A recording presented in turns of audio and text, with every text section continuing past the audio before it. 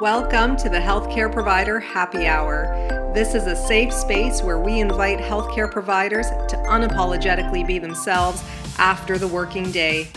My name is Jennifer George, and each week I will connect you with guests and stories that will help transform your stress to success and fulfillment. Are you with me? Grab your drink of choice and let's chat.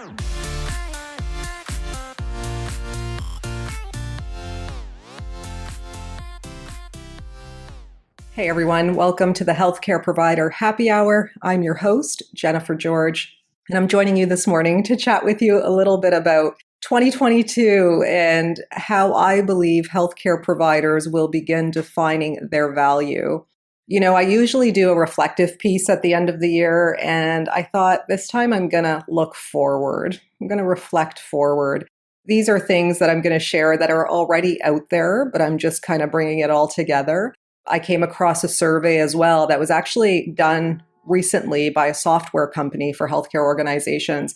And they did a real-time survey of healthcare providers and burnout and kind of what keeps them currently in the profession and what will help alleviate burnout and prevent them from leaving the profession. And I just want to clarify that these views are my own.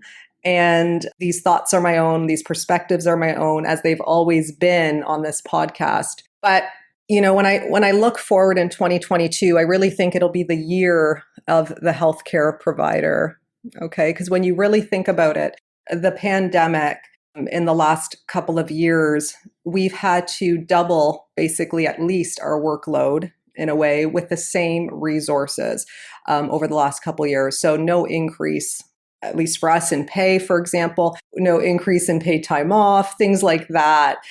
So we've been dealing with the same resources and at least double the workload. And when I say workload, I just mean the complexity of patient care, but also just timelines as well. You know, when you work in a healthcare system, there are timelines for care that's provided, things like that. And I shouldn't even say with the same resources, because when you think about it globally, we've had a reduction in healthcare providers, right? Many people have left the profession. They've left the profession altogether, they've left their jobs, or they've taken their own lives.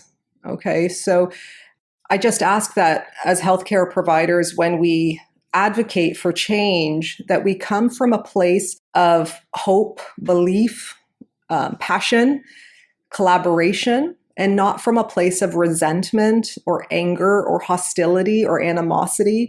Because I just find that when you come from that place of such hostility, that nothing good ever comes from it. And if anything, it just eats at us. And that doesn't help us at the end of the day. Okay. So that's just again, this is all my perspective. This is what I believe. So, you know, you can agree with me or not, but while a lot of change comes from pain that happens to us and struggle that happens to us, the way we go about it, I think is really important just as much. And I think the way we go about it, the way we create solutions is not through the same kind of pain that we were already enduring, that we just bring a more light to it. And like I said, a more collaborative effort to it, a more respectful effort to it. So, this information that I'm going to share today on how we can begin defining our value as healthcare workers in 2022 has already really been out there. If you go on Twitter, you'll see a lot of strong advocates proposing these things. And like I said, this has come from a recent survey that I came across that was actually a really good survey, and it validated a lot of what's already out there, but it just put it into real-time form.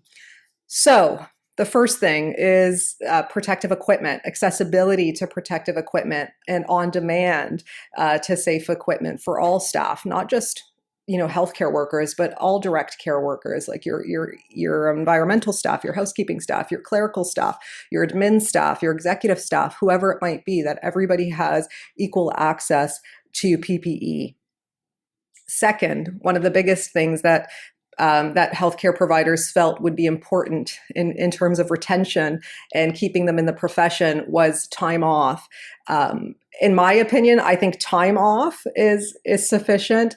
A lot of people are advocating for paid time off, more so in addition to what is already been granted, right? Like I said, that really hasn't changed for healthcare providers over the last couple of years. It's been the same. So that's been a big push as well, is increasing paid time off. You could say also in that is like paid sick leaves as well. Increase in overall wages. So I thought this was interesting. While I don't think we can define our worth by our pay necessarily, I do think that at the end of the day, there is inflation and people have to be able to cover their needs day to day. And a lot of people can't. And so it's interesting because a lot of the healthcare workers in the survey, they weren't asking for much of an increase. They were just asking for a 1% to 3% increase from their base wage, which isn't much. Okay. So that would be one of the ways that healthcare providers are also defining their value in 2022. Another one is remote practice. So telemedicine, telehealth, and this is something that I've come across in this podcast this year, is chatting with people who work in that space. And once you've had a taste of that space, it really does provide a lot of flexibility for healthcare workers. So if you are one who is able to work in a remote space, people have found that to be beneficial and helpful in managing stress, burnout, and maintaining retention of staff. Another one that I think is super important, and one of the ones I've always talked about on this podcast, is autonomy and flexibility. So important. I think it's so important to have autonomy and governance over your practice. So not only over your clinical practice, but over your scheduling.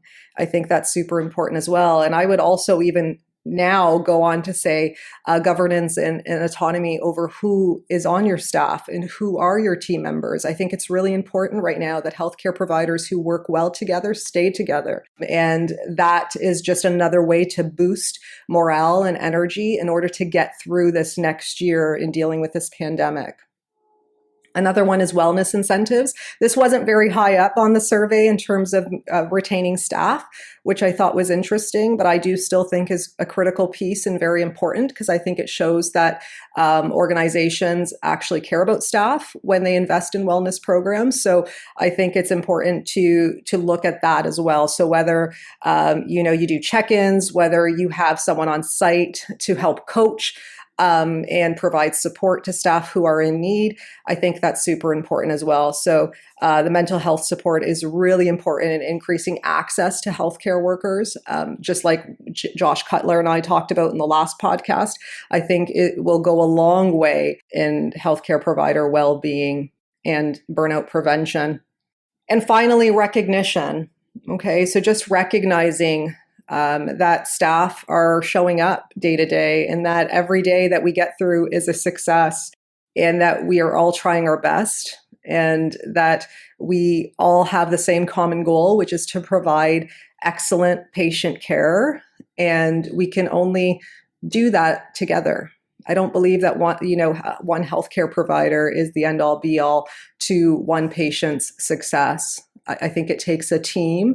And I think if you have a great team, that you will have great success in your practice. So those are the 6 ways that I believe healthcare providers will be defining themselves in 2022. I do believe that this will be a transformative year for healthcare workers, because I think we've always been needed, but I think we're so needed. Right now, healthcare is a privilege. The fact that you have an emergency room that's open in your community is a privilege right now. The fact that you know that if you fall ill, you can just go to your family doctor, that you can just go to the walk-in clinic, or that you can go to the ER, that's a privilege right now. Okay, it's no longer become just a right anymore. It's really become a privilege, because at the end of the day, if there are not enough direct care healthcare workers there won't be that service available, or it'll be much reduced, or there'll be increased risk to safety of patients. So we have to consider all of these factors, and we have to support the well-being of healthcare providers in doing so in such a way that we can have the biggest impact on them but also at the same time, not having to invest too much that everybody ends up suffering in a way. So we have to, it's a hard balance, and I don't think there's one answer to it, but I think that if the needs are put out there, that again, a collaborative effort could happen in time to meet those needs. Because again, too, with this pandemic, we're dealing with it in the current moment, but at the end of the day, too, once it's done, we are going to be dealing with an aftermath as well of burnout and, illness and things like that. So we have to act now. Okay. So if you have any more insights to share, I'm most present on Instagram. My handle's @bestobsessedwithjen. And, I'll post the link to this survey as well for your own information and for your own reference. But until we chat next time, remember to stay happy. And I wish you all the best of health, wellness, joy, love in 2022.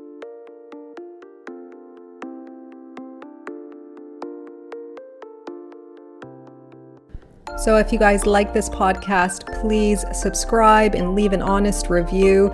Your feedback means everything to me. Your reviews are what moves this podcast forward, and I always appreciate receiving them. If you want to get a hold of me directly, reach out to me on social media. My handles are in the show notes, and you can always subscribe to my weekly newsletters at jennifergeorge.co so that we can stay connected. So until next time, thank you guys so much again for your ongoing support.